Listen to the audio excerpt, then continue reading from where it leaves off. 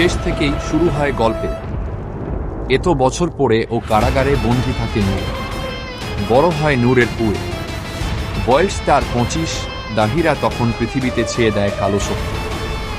নূর ও আলিশবার ছেলেকে তৈরি করে পাষাণ হৃদয়ের মানুষ। পৃথিবীকে বাঁচাতে ফিরে আসে শক্তরূপা।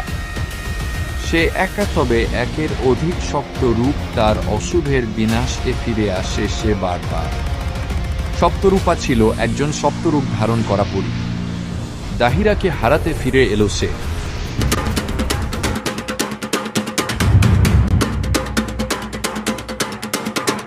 বিজলি গরজে গগনে, ধরা মাঝে ওঠে দেখো ঝড়।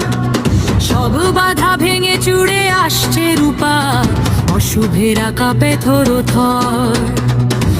সাত সাগর আর 13 নদী পার হয়ে গহীন জঙ্গল, অগ্নিশিখা হয়ে আসছে রূপা, করতে সবার মঙ্গল।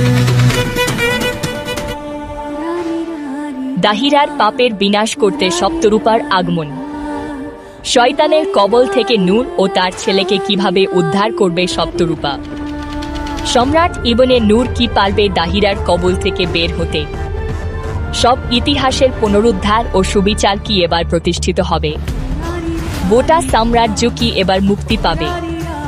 অন্ধকারের বিরুদ্ধে আলো জ্বলে উঠবে, ভেঙে পড়বে শয়তানি শক্তির সব ষড়যন্ত্র। রক্ত, ত্যাগ আর বিশ্বাসের এক ভয়ঙ্কর অধ্যায়। ভাগ্যের খেলায় বদলে যাবে কায়নাতের ভবিষ্যৎ। শেষ হবে এক যুগ, শুরু হবে নতুন ইতিহাস। জানতে হলে পরের পার্টটি দেখতে হবে। আসছে কায়নাত সিজন 2, সপ্তরূপে সপ্তরূপা।